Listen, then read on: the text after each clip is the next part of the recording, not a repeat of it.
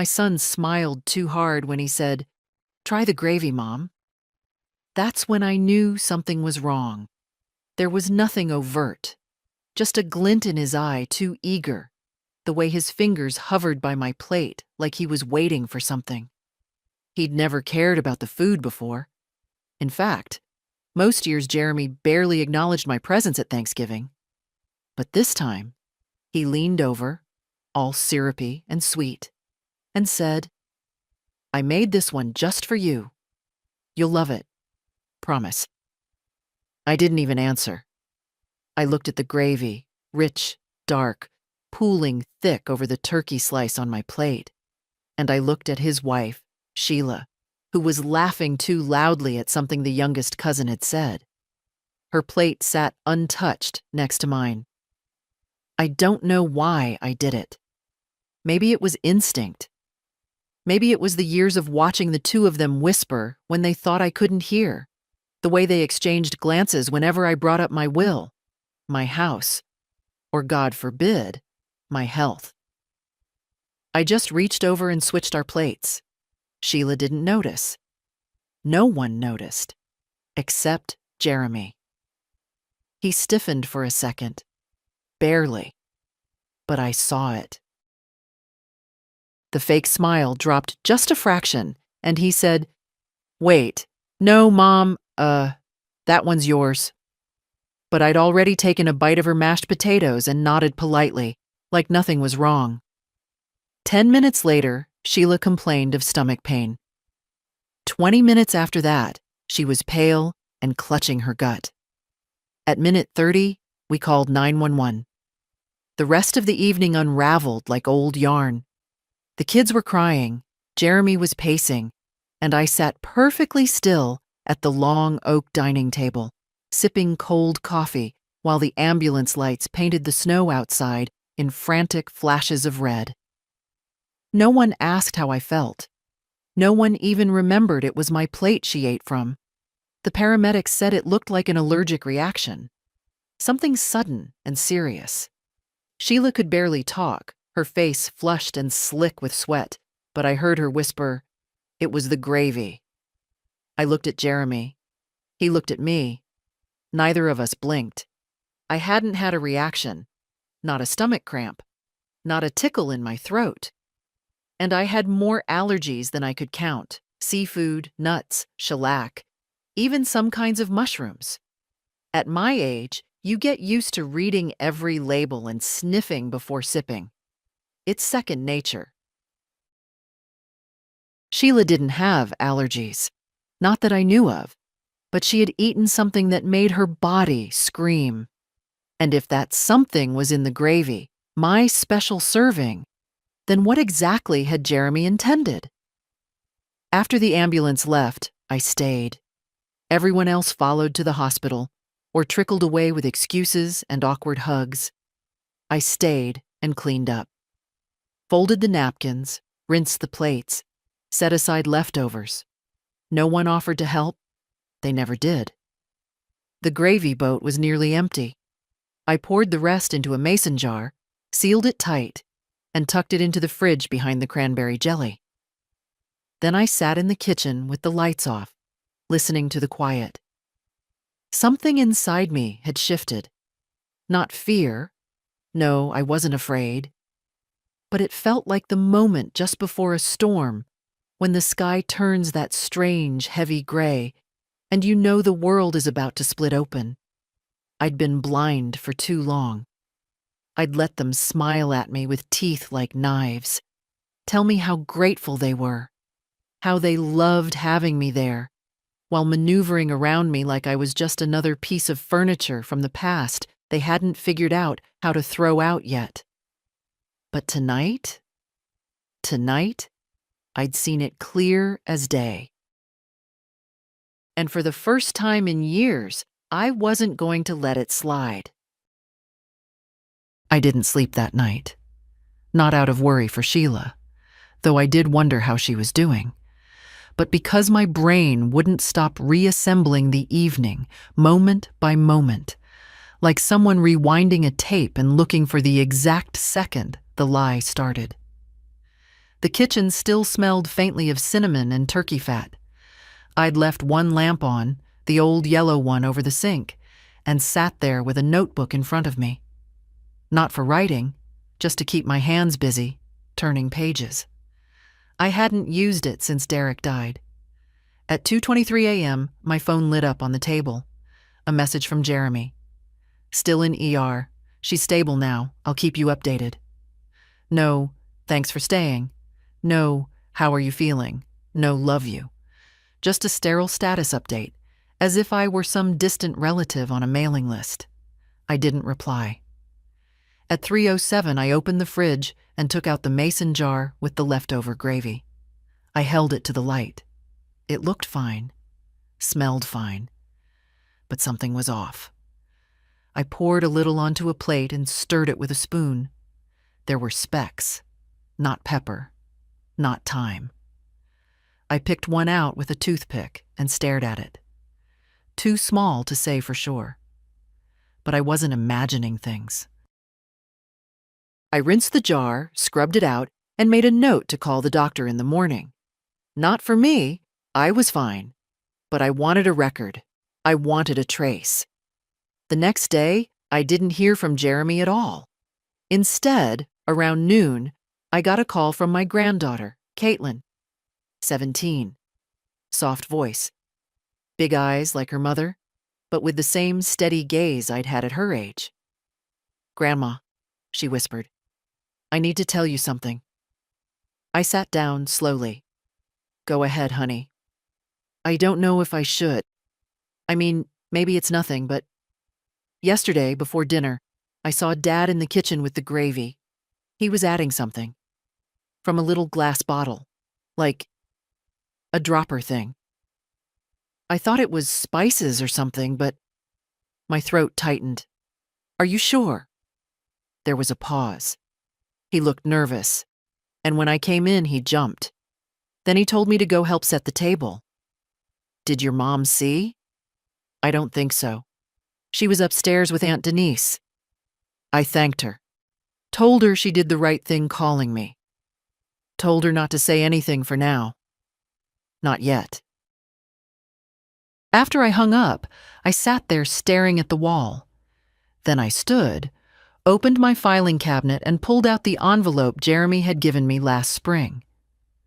"This is just a power of attorney for some hospital paperwork, Mom," he'd said, sliding it across the table with that same boyish smile he'd used in high school when he was trying to hide a failed test. Nothing major, just a precaution, you know, for emergencies. I didn't read it carefully. I trusted him. I'd raised him. I'd bathed him, fed him, taught him how to tie his shoes and ride a bike and tell right from wrong. But suddenly, I remembered the way he pushed me to sign. The second envelope I hadn't asked about. The way Sheila had said, "Good, now that's done," before even glancing inside. I opened the envelope now, hands steady. Read the first page, and then the second. It wasn't just a medical document, it was a durable power of attorney, signed and notarized, giving Jeremy full control over my finances if I were deemed medically unfit. My stomach turned. I flipped to the last page.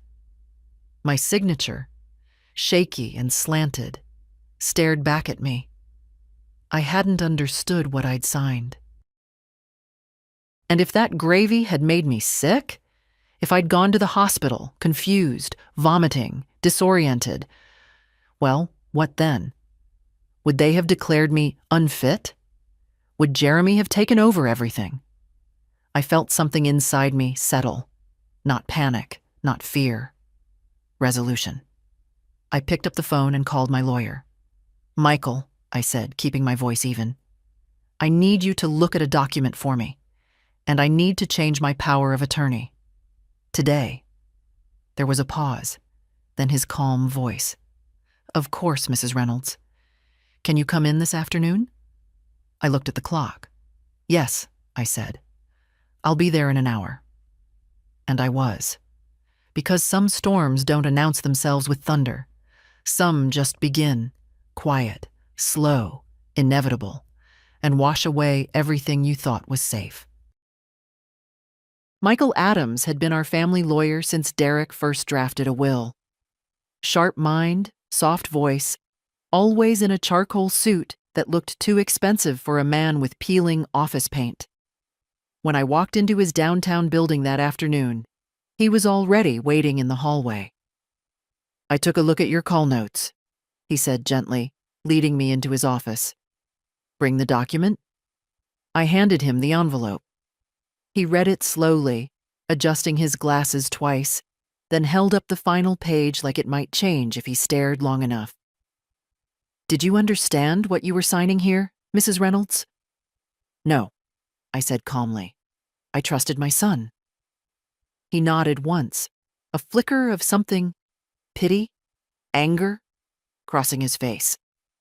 "This is a general durable power of attorney, not just for health matters.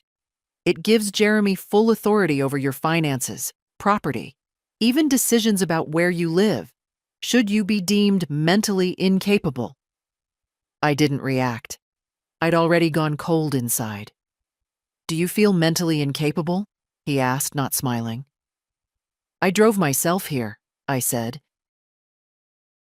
"I read the Wall Street Journal this morning, fixed my leaky faucet last week, and made a chess move by mail that's about to ruin a retired engineer in Florida." That made him smile, briefly.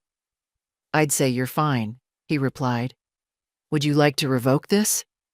"I would," I said. "And I'd like to draw up a new one, with my granddaughter Caitlin as sole designee." Michael blinked. "Not Jeremy?" "Not Jeremy." He nodded again, more firmly this time. "We'll also want to create a living will, and I'd recommend a trust if you're ready to talk estate structure." I was ready. More than that, I was certain. We spent the next hour drafting documents. I had him read every word aloud, then read them again myself. He didn't rush me. When it came time to sign, my hand didn't shake once. By the time I left his office, my shoulders felt a little lighter. Back home, I made tea. Sat in the kitchen with the radio on low, the way Derek used to like it. Outside, the wind pushed leaves into slow spirals across the porch. I opened a drawer and pulled out my household ledger. For years, I'd tracked every expense, not out of obsession, but because I believed in accountability. I flipped to the last year and skimmed the pages. $2,000 for Jeremy's new water heater, $600 for Sheila's urgent dental work, $800 for Caitlin's school trip, the only one I didn't resent. And then the big one, $12,000 last winter to cover emergency repairs on the garage Jeremy never actually fixed. It was all there, in my neat handwriting. Every dollar I'd handed over, every time I'd nodded and said, "Of course, dear." I closed the book. Not anymore. At 5:17 p.m., my phone rang. Jeremy. I stared at the screen until it stopped. He didn't leave a message. 5 minutes later, a text came in. "Mom, we need to talk. Are you free tonight?" I didn't reply. At 7:43, Caitlin called. "Grandma," she said softly. "I just wanted to let you know, Dad and Mom are saying you're confused, that maybe you're forgetting things." I felt my pulse slow. "They say it a lot lately," she continued. "Not to your face, but when you're not around. They said you should maybe consider a care home." I closed my eyes. "Thank you for telling me."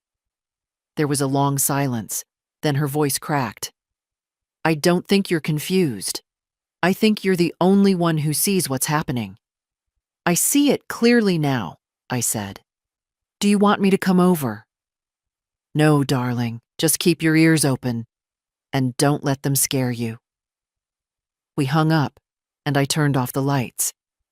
In the dark, I stood at the window, watching the streetlights flicker on one by one. They thought they were clever. thought they'd slide me gently into silence, into invisibility, a care home, controlled finances, power of attorney, a staged moment of concern followed by legal takeover. They'd forgotten who I was. I raised a family. I buried a husband. I built a life from scratch with calloused hands and a clear head. And no one, no matter how politely, was going to erase me. I woke early the next morning, not because I had somewhere to be, but because my body didn't know how to sleep past dawn anymore. At 72, you stop waiting for alarm clocks. Your bones do the waking for you. The house was quiet, the kind of quiet that reminds you no one's coming down the stairs for breakfast, no one's leaving wet towels in the bathroom or slamming the back door. Just me, the tick of the wall clock, and the old percolator sputtering to life. I poured my coffee, took a seat at the table, and pulled the small red notebook from the drawer. The one I hadn't opened in over a decade. Inside were records, letters, notes, even some receipts I'd tucked away without knowing why. At the time, I'd called it my rainy day file. I suppose, deep down, I knew one day it would pour. There was a sticky note from 3 years ago. "Mom, can you sign this quick? I forgot to submit the city permit for the garage, and they'll fine us if it's late." I'd signed. Of course I had. Who wouldn't help their own son? I dug further. Found another paper folded in thirds, a scanned copy of something he'd emailed me, marked urgent. At the bottom, barely legible, was a line authorizing temporary access to my investment account. Just for some short-term restructuring, he'd said. I hadn't remembered this one. Next, a Christmas card from Sheila, dated 2 years back, with an extra envelope tucked inside. A thank you note, supposedly. But inside was a printed list titled, "Joint Expenses to Reimburse Jeremy, approved by Mom." At the bottom, a signature line. My signature was there. Slanted, rushed. I stared at it for a long time. Then I stood up, pulled the envelope out of the file, and set it aside. If there was going to be a storm, I needed to start gathering the thunder. By 10 o'clock, I was in my car. A dependable 2011 Ford, beige and boring as an unbuttered biscuit. I didn't need flash. I needed reliability. First stop, the bank.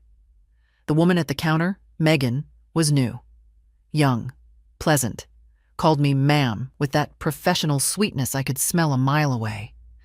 But when I asked to speak to someone about recent withdrawals, she quickly handed me off to a manager. Mr. Lee was maybe 40, maybe younger. He wore a tie with ducks on it and smiled like he was taught to in seminars. But when I told him what I needed, a full review of my last 12 months' activity and any active authorizations on file, the smile dropped a little. "Of course, Mrs. Reynolds. Let me just pull up your account." He clicked and clacked on his keyboard. I watched his eyes move left to right, then pause. Left again. His forehead creased. "There are a few active links to third-party accounts. One joint authorization on an auto transfer to an external account in the name of J. Reynolds and S. Reynolds." "How much?" "It's been running monthly, $1,500 on the 3rd, categorized as maintenance support." "Stop it," I said. He blinked. "Excuse me?" "Cancel that transfer immediately, and I want written confirmation." He nodded slowly. "Of course, but just to clarify, this was authorized under the power of attorney you signed in March." "That document is no longer valid," I said. "I revoked it yesterday. My attorney will send you the new one today." He cleared his throat. "Understood." I leaned forward slightly. "Also, I'd like to restrict all future changes to this account without in-person verification. No online or phone amendments." "Yes, ma'am." Before I left, I asked him to print the last 12 months of transactions. I tucked them into my bag and walked out, not with triumph, but with clarity, like a woman finding her glasses after months of squinting at shadows. Back home, I opened the statements and read them line by line. Dry cleaning, caterers, Amazon orders for electronics, a $300 payment to a photography studio I didn't recognize. At the bottom of one statement, a flagged transaction.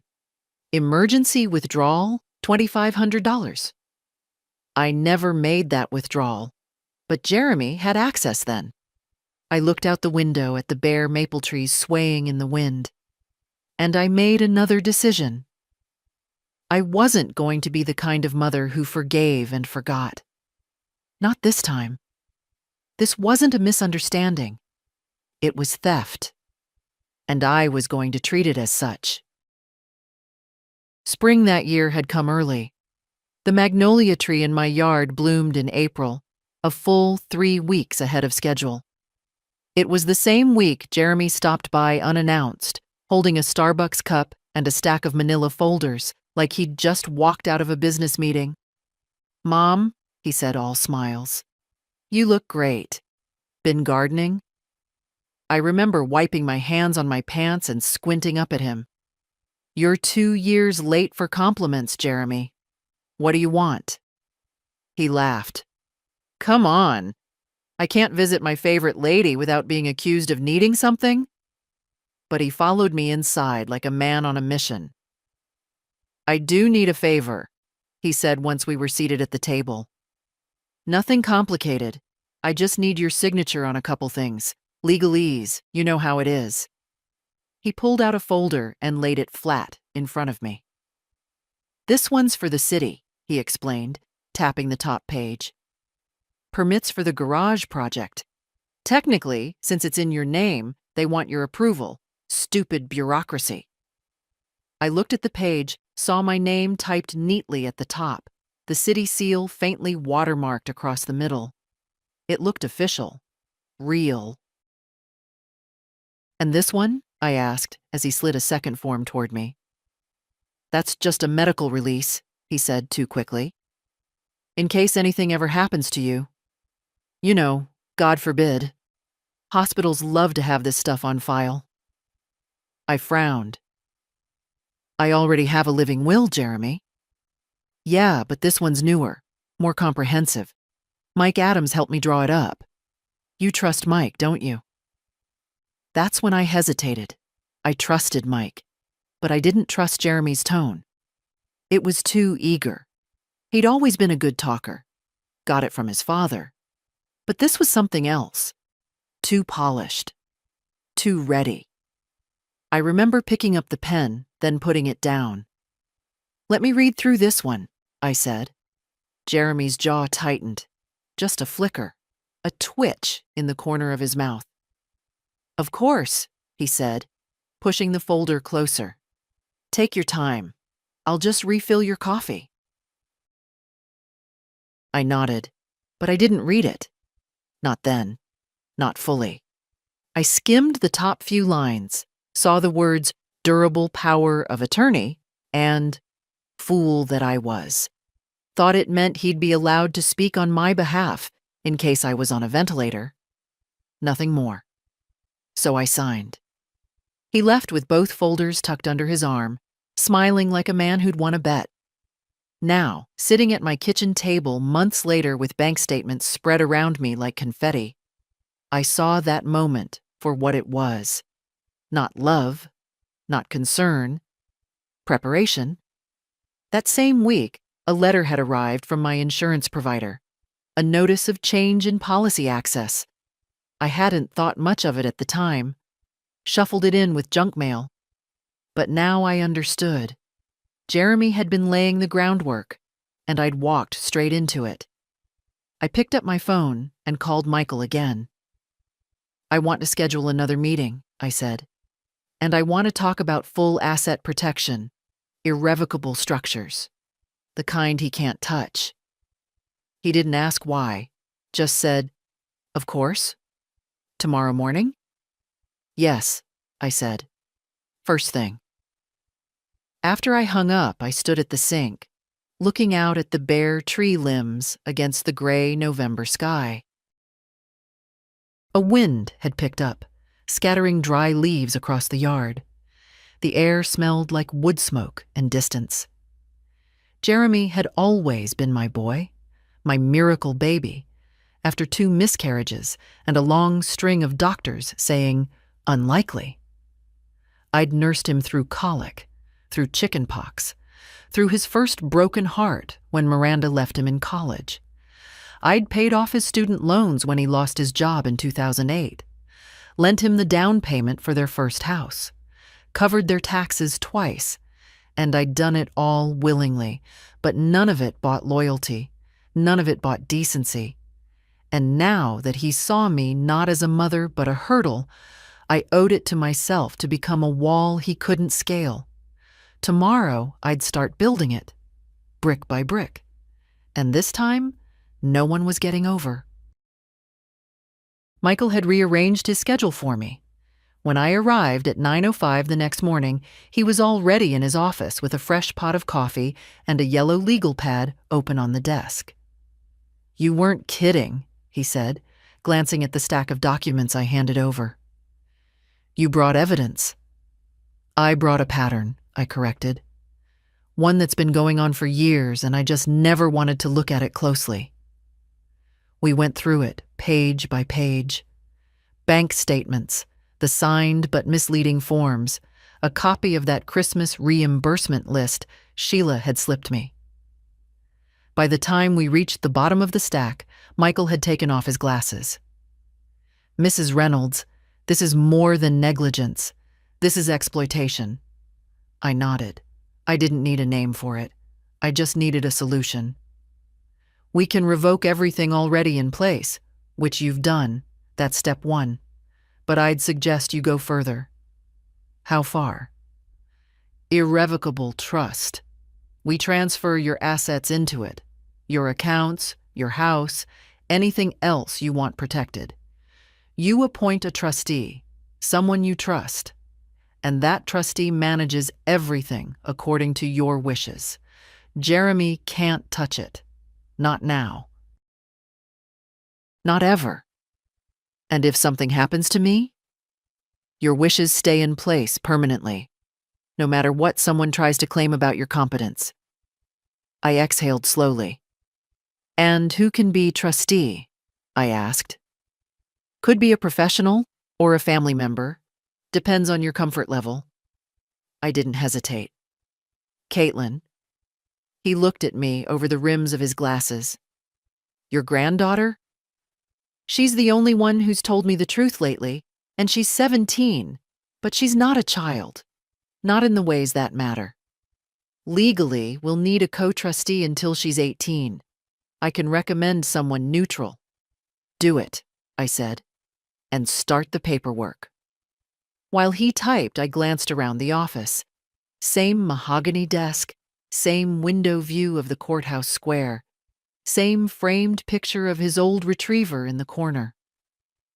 I'd sat in this chair when Derek and I made our first will, when we set up guardianship for Jeremy in case we died early, when we signed the final papers after Derek's heart gave out. But this felt different. This time I wasn't preserving something. I was reclaiming it. When we finished, Michael printed out the preliminary forms. I signed them all. Slowly, carefully. No rushing, no distractions. Just ink and resolve. As I gathered my coat, he stood. You're doing the right thing, he said gently. But brace yourself. When people like your son lose access to something they thought was guaranteed, they don't always take it well. I'm not worried about their feelings, I said. I'm worried about mine. And I'm tired of being the only one who is. He smiled. Before I left, I handed him one last envelope. Open this after I leave, I said. It's my new will. Drafted last year, but I want to finalize it now. Add a clause. If any beneficiary contests the trust or attempts to challenge my mental fitness, They're disinherited. Michael raised an eyebrow. That's serious. That's clarity.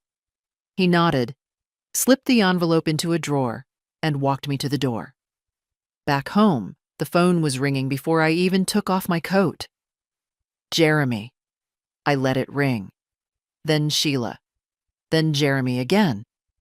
I watched their names flicker on the screen like warnings. Finally, a voicemail. Mom, we need to talk. What's going on with the bank? They're saying you blocked all transfers. Are you okay? Call me.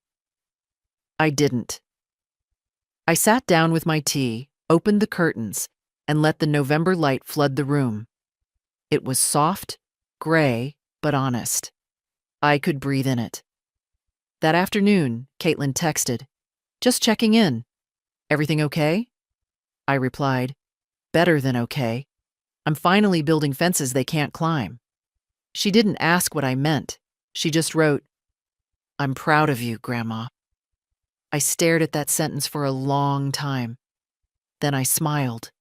The first real smile in a long, long time. I didn't wait for an invitation. 2 days later, I drove over to the old neighborhood where I once pushed a stroller along familiar sidewalks and waved to neighbors over picket fences. I pulled into the driveway of Jeremy and Sheila's house, its siding a soft gray now trimmed in white, exactly the kind of house that looked perfect in holiday ads. And I knocked. Sheila answered. She looked tired and thin, her face sharper than I remembered. She said, "Hi, Mom." But her voice was flat. "Hello, dear," I said. "May I come in?" She hesitated. I stepped inside anyway.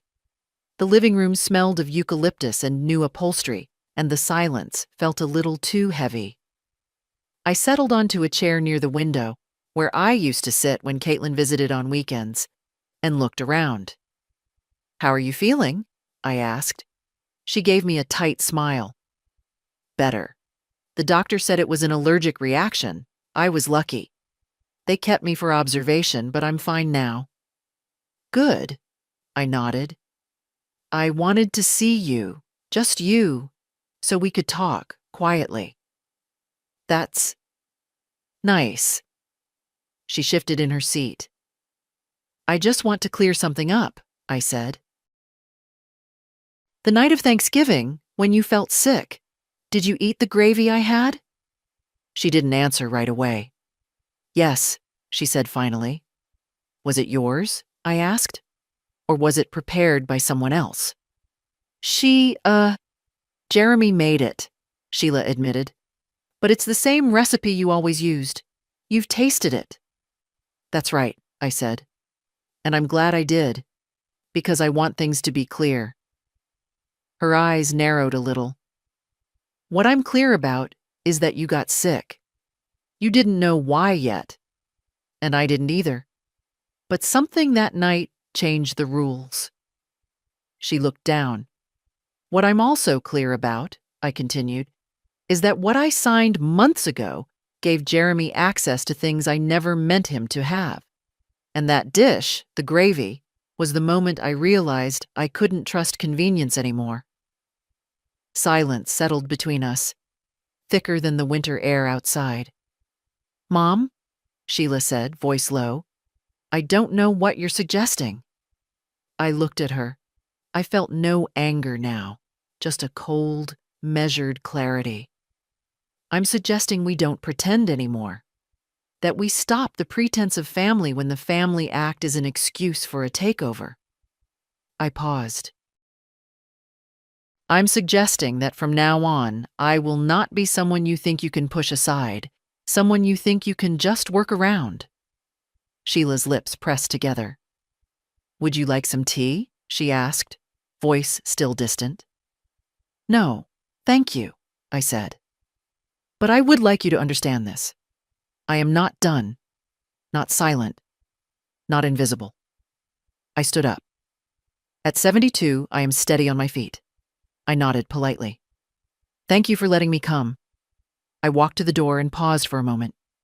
"Take care," I said. "Not love." because love had become too heavy a word in this house. Outside, the wind had picked up, rattling the leaves against the porch.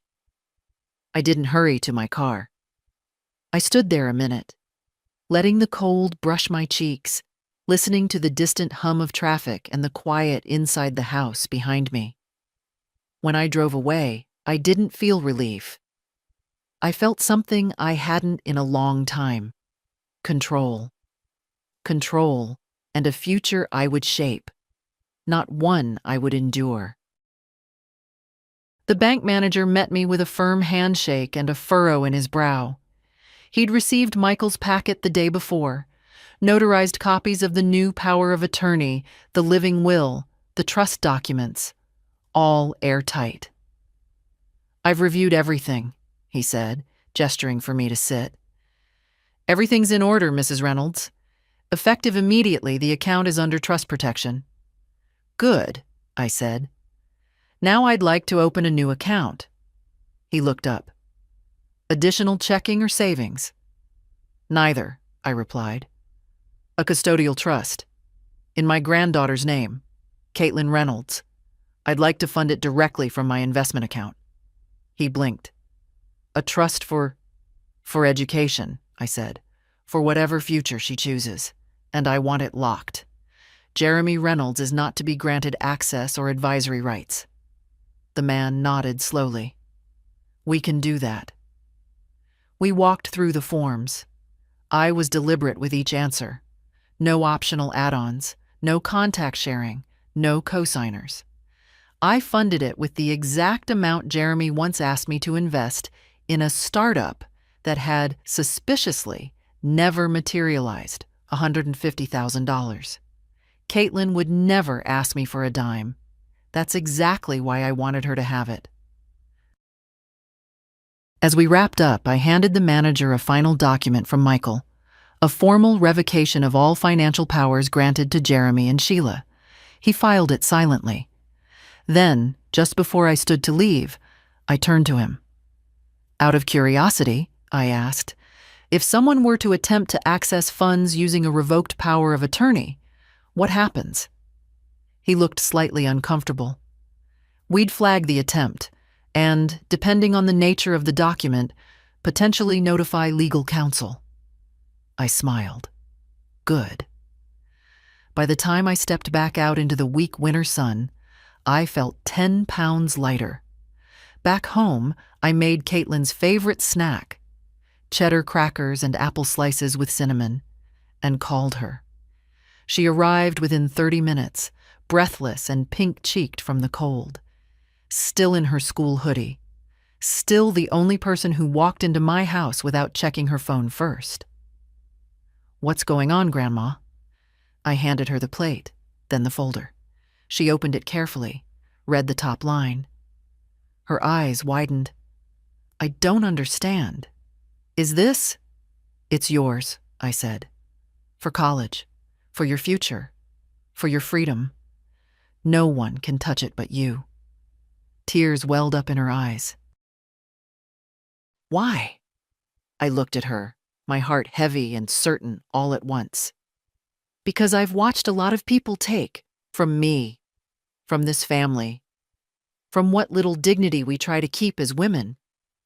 And you've never taken. You've only tried to understand." She set the folder down and hugged me, tightly. No words. I held her just as tight. For once, I didn't feel like I was giving something away. I felt like I was giving something back, to the right person, at the right time. After she left, I sat in the silence, watching the street lamps flicker on one by one. Jeremy would find out eventually. He'd rage. He'd call. He'd ask questions I no longer had any interest in answering. Let him. I was done explaining myself to people who never listened. Let the man stew in the silence he created. I had other things to do, other people to protect. It didn't take long. The call came just after 6, as I was folding laundry and listening to an old Sinatra record. The phone lit up with Jeremy's name. I let it ring. It rang again, then again. On the fourth try, I answered. "Hi, Jeremy." His voice came fast, clipped. "Why are there blocks on the accounts? Why is the bank saying I'm not authorized anymore?" "Because you're not," I said. "What the hell is going on, Mom?" I didn't respond right away. I walked to the kitchen, set the phone on speaker, and filled the kettle. "Did you revoke the power of attorney?" "Yes." A long silence. "You didn't even talk to me about it," he said finally, quieter now. "I didn't need to." "You're not thinking straight." I smiled faintly. "I think more clearly now than I have in years." "You're being dramatic." "No," I said. "I'm being awake." He sighed loudly. "Look, I get it. You're upset about Thanksgiving. But this is overreaction. I was trying to make sure you were protected, that your affairs were in order. I'm your son." "You tried to take ownership of my life," I said evenly. "That's not love. That's control." "Mom, don't be ridiculous." I felt a flicker of something I hadn't felt in months. Pity. He still thought he could explain this away. "I've spoken to a lawyer," I said. "Everything's in a trust now. Your name is not on any account. I've made my decisions and they're final." His voice rose. "You're making a mistake. What about the house? What about inheritance?" I laughed softly. "Ah, there it is." He fell silent. "I've left something for Caitlin," I continued. "She knows nothing about the rest. Because there is nothing else. I've kept what I need. I'm not dead yet." Jeremy's voice was tight. "This is unfair. Not as unfair as drugging someone's food to trigger a reaction." "That's insane," he snapped. "You think I tried to poison you?" "I think you added something to that gravy," I said calmly. "Caitlin saw you, and I know what I signed last spring." He didn't answer. The silence on the line was not innocent. "You should be careful, Jeremy," I added, my tone sharpening. "Because now, if anything happens to me, the police will know exactly where to look first." "You wouldn't—" "I already did." Another silence. Then quietly, "Is this how you want to end things?" "I want things to begin again," I said. "Without fear, without manipulation." "And without your family?" "I have Caitlin," I said. "That's more than enough." He hung up. The kettle began to whistle. I took it off the stove and poured the water over a bag of mint tea. My hands were steady. This time I didn't feel empty. I felt clean. The kind of clean that only comes after you've finally thrown away something rotten you should have tossed years ago. The police station smelled like old coffee and old linoleum, the kind of place where people sat on plastic chairs trying not to cry too loudly. I didn't cry. I didn't fidget. I sat with my purse in my lap and my coat buttoned all the way up, like I had for jury duty 10 years ago. When the officer finally came out to meet me, he looked barely older than Caitlin. "Mrs. Reynolds?" he asked.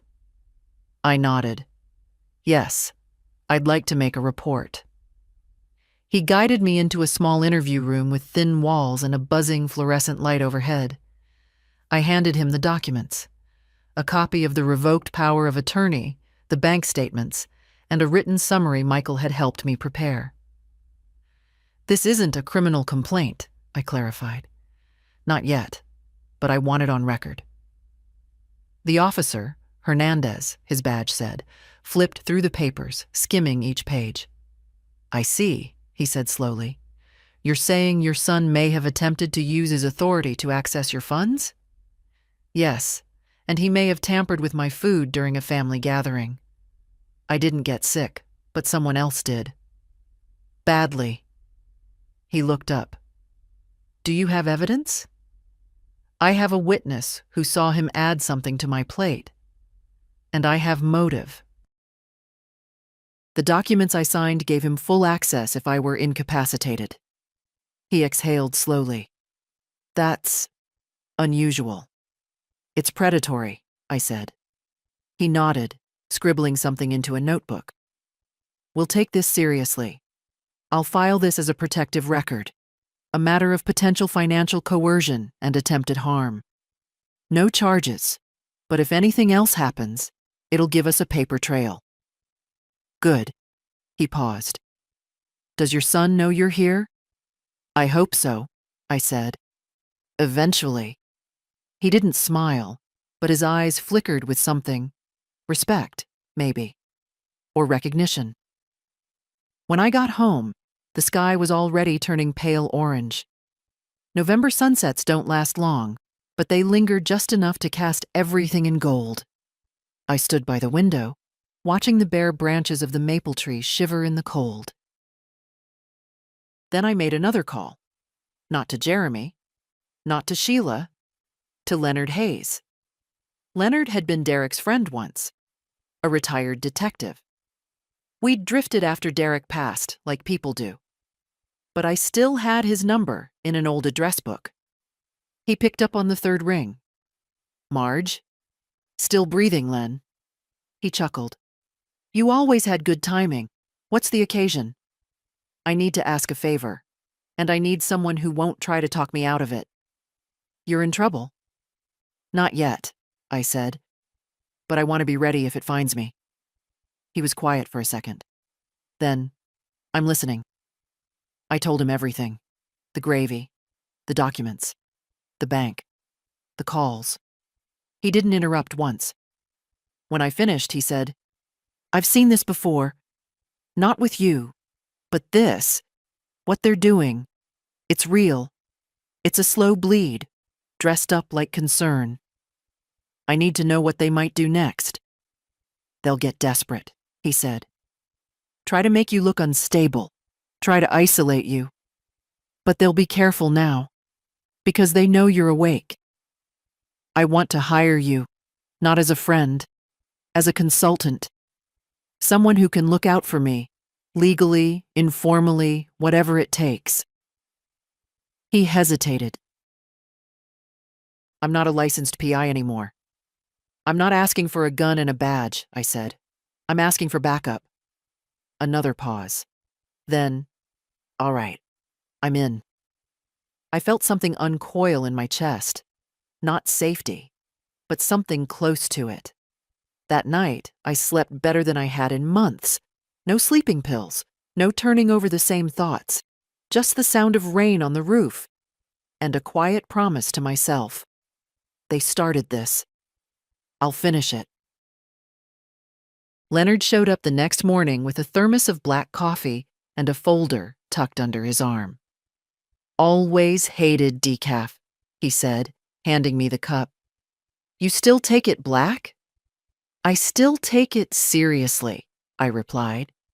He chuckled, then laid out the contents of the folder across my kitchen table. Clippings, typed notes, a printout of Jeremy's LinkedIn page, updated last week, and a list of known associates. Don't take this the wrong way, Marge, he said, but your son's been busy.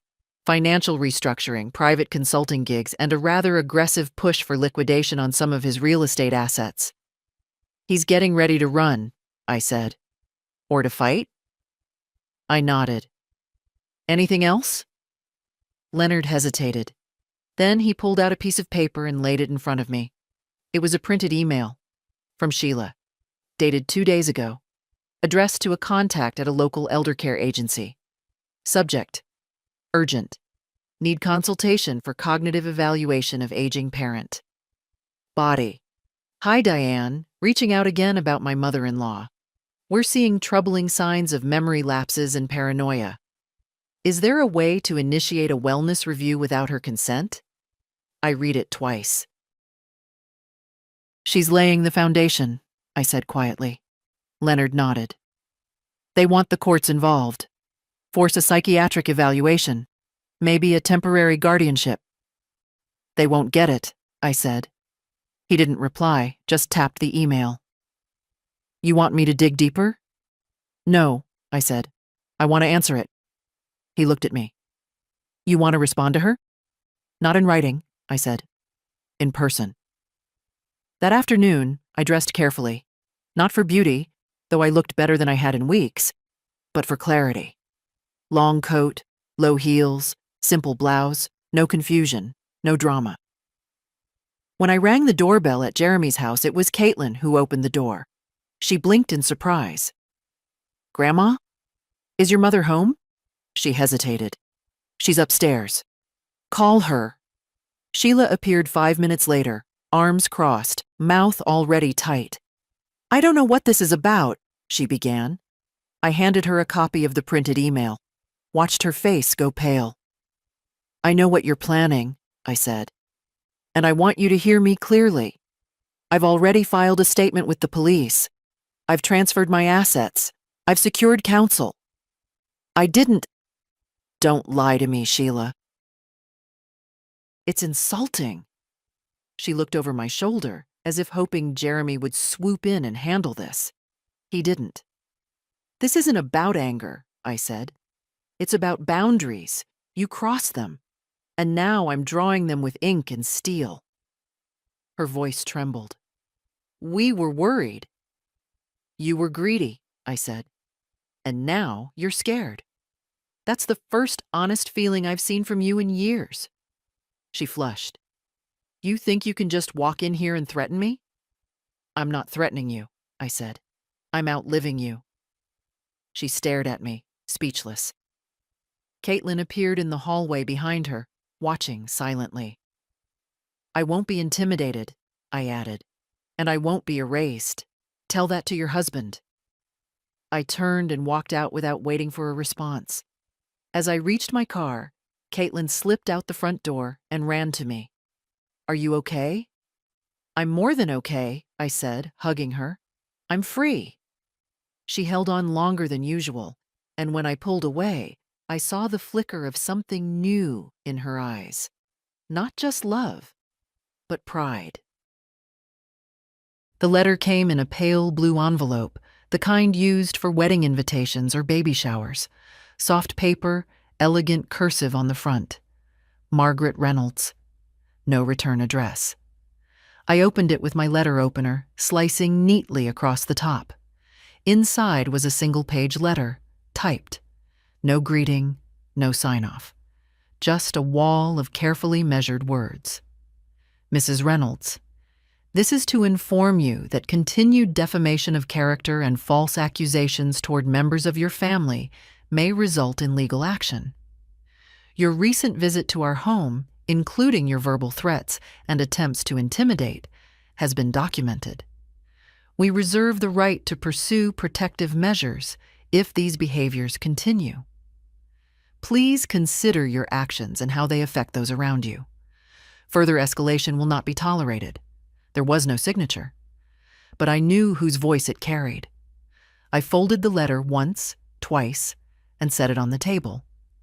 I didn't react. Not right away. I made tea. I fed the birds. I walked slowly to the mailbox and back. And only then did I sit down and pick up the phone. Leonard answered on the first ring. She's baiting you, he said flatly when I read it to him. She wants you to react. To lose your cool?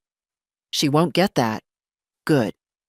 I want to make a move, I said. Something undeniable. He paused. Are you sure? They think this is a game of shadows. I want to make it public. By that evening, I had done two things.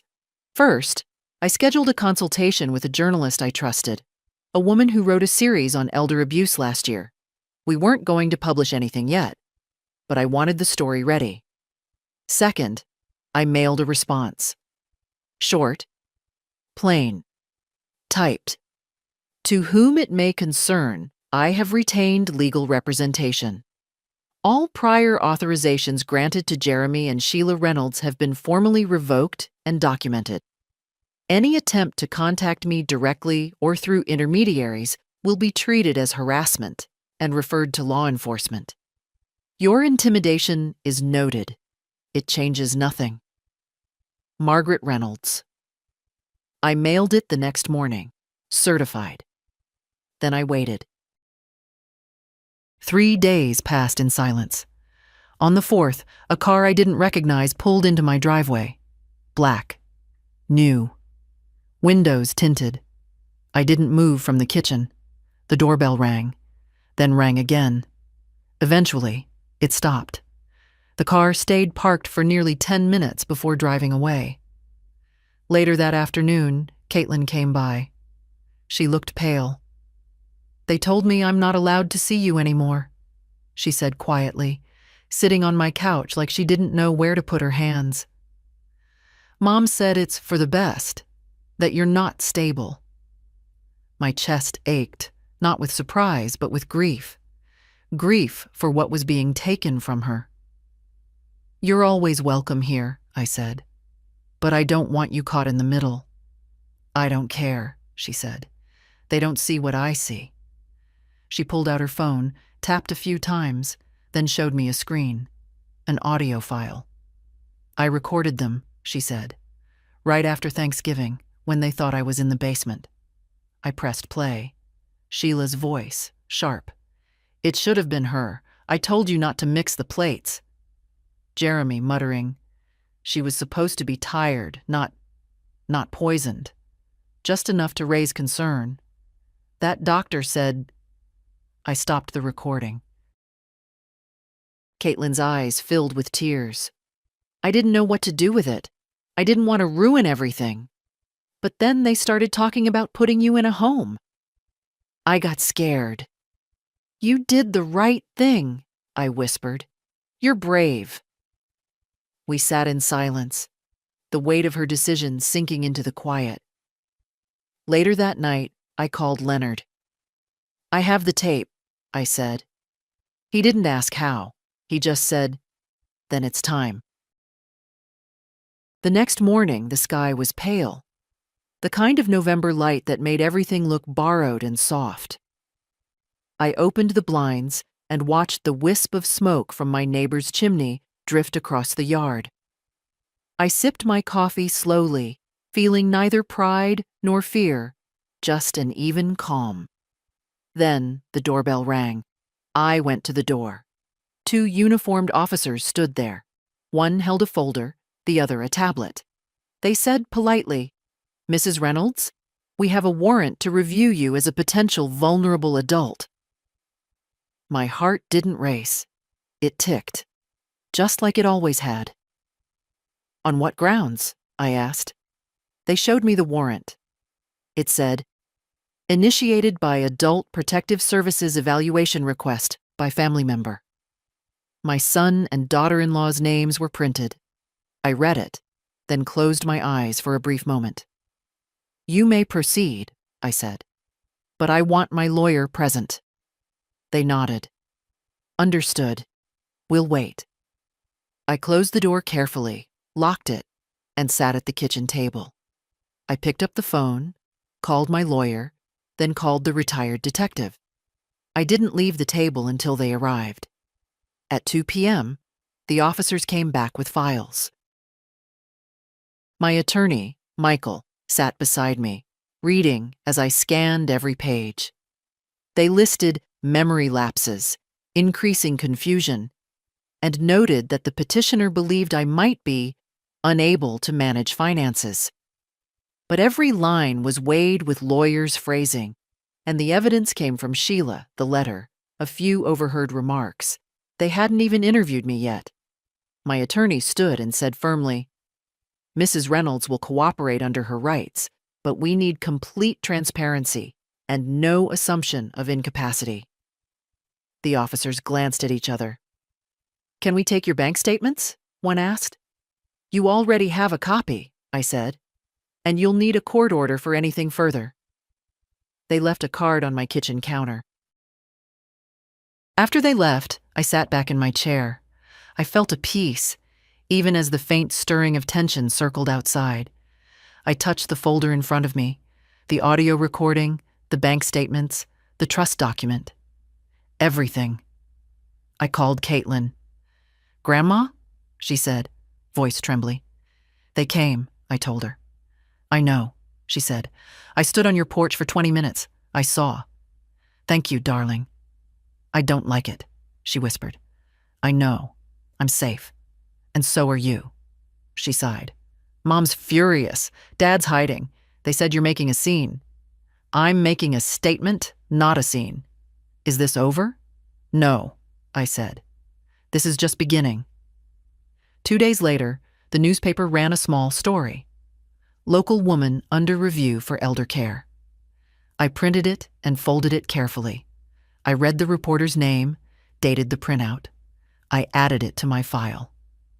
I sat in the living room that night, the house quiet but full of presence. The clock ticked. I held the recording in one hand, a pen in the other.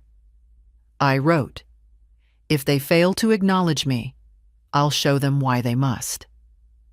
The next morning, I sent a copy of one line from the audio recording to my lawyer. It should have been her. I told you not to mix the plates, he replied. Understood. This might shift from civil to criminal. I didn't sleep that night either, but this time the darkness was soft. The realization had settled in. I wasn't alone. I was visible, and I was prepared. The car returned a third time that week. I heard the engine before I saw the lights through the curtains. I stood, walked to the window, and looked. The driver sat motionless in the passenger seat. No movement, no door opening. Then it drove away. I did not call the police. I simply watched, because now I knew two things. 1, they were afraid of what I would do next. 2, I already had done it. The spring magnolia still hadn't bloomed, but inside, something long dormant had awakened. A wordless truth. That age is not invisibility.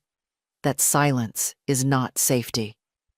And in the quiet ticking of the clock, I heard the promise of dawn. I woke up before the sun. Not from worry this time, but from certainty. I'd spent too long hesitating, too many years hoping people would come around. This wasn't about waiting anymore. It was about naming. At 8:08 a.m., I walked into the office of the county investigator. Michael had sent the file ahead, the audio, the statements, the email from Sheila, the warrant, and my written summary. It was already in a folder on the desk when the investigator greeted me. Her name was Rachel McKee, mid-40s, no-nonsense energy. She didn't offer small talk, just motioned for me to sit. "We've reviewed your materials, Mrs. Reynolds," she said, "and spoken with your attorney. The claim filed against you lacks evidentiary foundation." Meaning? "You're not under any mental fitness review. The request was closed. Permanently." I nodded. "Good. But that's not why you're here." "No," I said. "It isn't." I reached into my bag and placed the audio recording on her desk, then a printout of the transcript, then the affidavit Caitlin had signed. "I want to file a formal complaint. Under oath." Rachel read the top line of the transcript. It should have been her.